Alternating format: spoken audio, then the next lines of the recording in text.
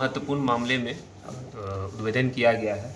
अब पहला मामला जो कि उद्वंत नगर थाना क्षेत्र अंतर्गत का है, जिसमें 17 अप्रैल को राजेश कुमार सोनी उर्फ राजेश कुमार जो कि गिद्धा थाना क्षेत्र का रहने वाला है।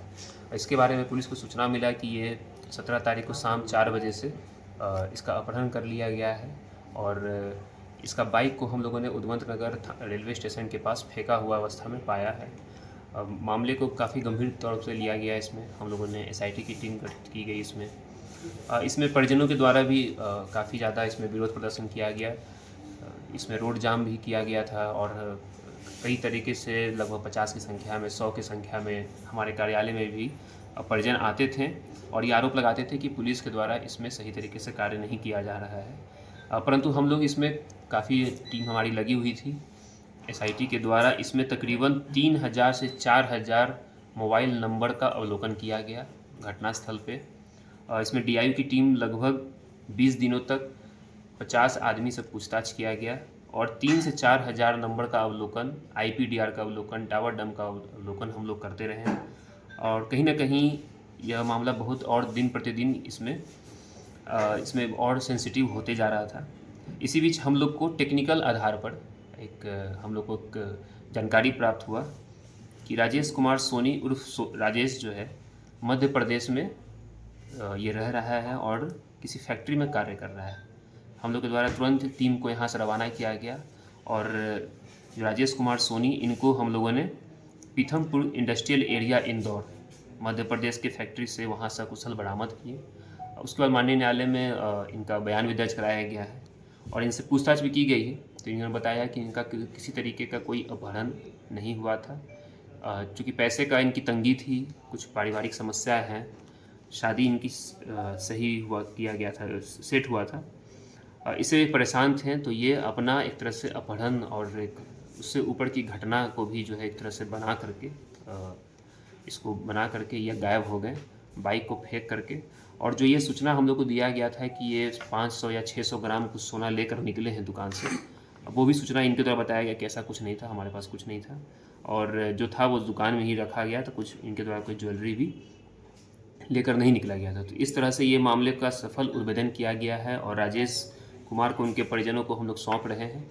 और इस तरह से ये पूरी टीम जो इसमें लगी हुई थी, एसआईटी की टीम लगी हुई थी, जिसमें अनुसंधानकर्ता तत्कालीन थानाध्यक्ष और अभी के थानाध्यक्ष और डीआईयू की पूरी टीम, इनको उचित पुरस्कृत किया जाएगा। कब बरामदगी की गई?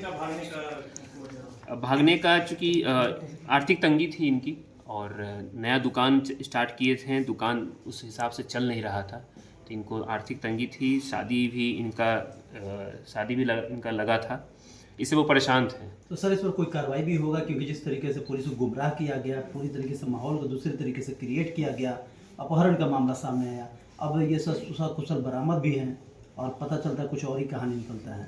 अब पुलिस का ये दायित्व है कि हम लोग का ये काम रहता है कि हम लोग मामले का सफल उद्भेदन करते हैं। कार्रवाई संबंधित में अभी तो विशेष कुछ नहीं, हम लोग इनको परिजनों को सौंप रहे हैं और इनकी अच्छे सेहत की हम लोग कामना कर रहे हैं। दुर्दांत कुख्यात अपराधी है जिसका नाम पंकज यादव है, जो कि पिता स्वर्गीय संतोषी यादव भलुहीपुर का रहने वाला है। यह हम लोग को कई कांडों में, हम लोग यहाँ जो गंभीर कांड हैं उसमें फरार चल रहा था, जिसमें कि 247-25 जो कांड है जिसमें गोलू यादव की गोली मारकर गोलू यादव है भलुहीपुर में, जिसको गोली मार दी गई थी 17 अप्रैल को। इसमें अन्य अभियुक्तों की गिरफ्तारी कर ली गई थी, हथियार भी बरामद कर लिया गया था। उसमें जो ये मेन अभियुक्त जो है बच रहा था, फरार चल रहा था, उसको गिरफ्तार किया गया है। इसका काफ़ी लंबा चौड़ा आपराधिक इतिहास है। ये तकरीबन 8 कांडों का हम लोग को जानकारी मिला है, जिसमें से 3-4 केसेस में ये फरार था। एक केस जो 247-25 जो मर्डर का केस है, दूसरा केस 701-24 जो कि 24 अक्टूबर को शाहिद आलम को गोली मारी गई थी मीरा चक के पास।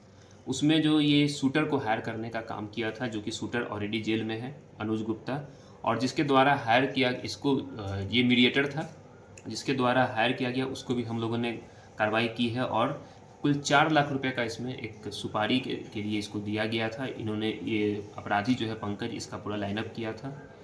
इसके बाद एक अन्य केस 247-25 जो कि भलुहीपुर का मामला है, जिसमें उसी भलुहीपुर वाले केस में जिसमें हम लोगों ने 2 पिस्टल बरामद किया था, पिस्टल का भी व्यवस्था इसने ही किया था। इसके अलावा ये एक राजगीर में भी एक मर्डर केस में फरार चल रहा था, जो कि 356/24 है राजगीर थाना कांड संख्या, जो कि 17 अगस्त की घटना है।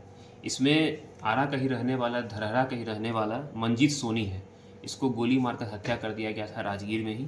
उस कांड में ये शूटर था। इसने अपने स्वीकृति बयान में भी बताया कि ये इसके द्वारा गोली मारी गई थी और ये मंजीत सोनी को इसने गोली मारी थी। इस तरह से ये कई कांडों में भी, शराब के केसेस में भी पूर्व में कई बार जेल जा चुका है। तो इस तरह से और भी आर्म सेट के कई अन्य केसेस हैं। तो इस तरह से इसको गिरफ्तार किया गया है।